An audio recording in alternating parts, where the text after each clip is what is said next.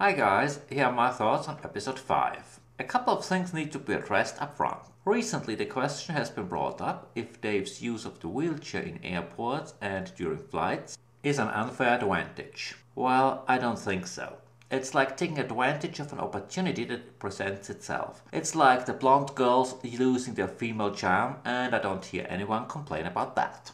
Another question that recently has been brought up is if Connor's cheating during last episode can be compared to the thievery of the 20s of last season. Well, I don't think so. There are two entirely different things as far as I'm concerned. Connor's cheating is maybe a low thing to do and a sign of bad sportsmanship, but it is doing whatever you have to do to stay in a race. And looking back at the previous couple of seasons, it's something CBS apparently is going for. And I'm not a big fan of it. The thievery of the 20s, on the other hand, is something entirely different because it's committing a felony that is indirectly being supported by CBS. Now let's talk a little more about this episode. When I started to watch the episode, we had not only one equalizer, but two of them. And I'm so not a big fan of that. When I was watching the episode, I thought, did I accidentally change channels and watch Big Brother or Survivor? There was definitely a Big Brother Survivor thing going on with the switch of the alliance being in power. I'm so not a fan of that. One of the reasons I love to watch The Amazing Race is because I like to see single teams competing and not a group effort. But then again, looking back at the last couple of seasons, the whole group effort thing is a continuous thing. Maybe that's something CBS is going for, I don't know. Dave and Connor coming to the mat in the first third of the episode is definitely a poor editing choice. It gives away the end. Therefore, it was quite obvious that this was going to be a non-elimination leg and that the double U-turn was a complete waste.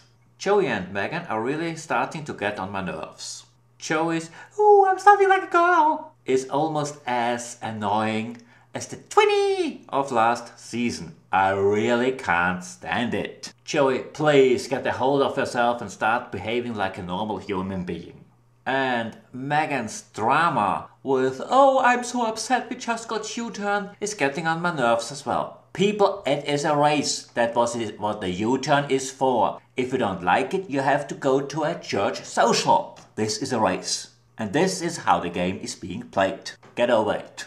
The challenges were, I would say, okay, nothing really standing out or special. The only team that really stands out in a negative way are Chuck and Winona. Those two really don't know how to listen to each other and how to work together. And they should have been eliminated. Staying in the race by default is something I really dislike.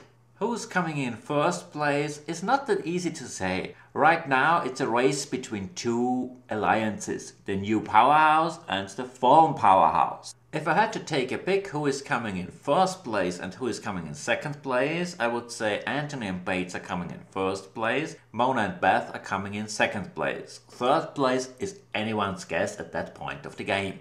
But I do stand with my prediction that Chuck and Winona are not going to survive the next leg. All in all, a very disappointing and very weak episode. I would even go that far to say that this was the weakest episode of the entire season. And I'm truly hoping for a real game changer coming up next episode, but considering this season, that's probably not very likely to happen. All pictures used in this video remain the property of CBS Television and Universal Pictures.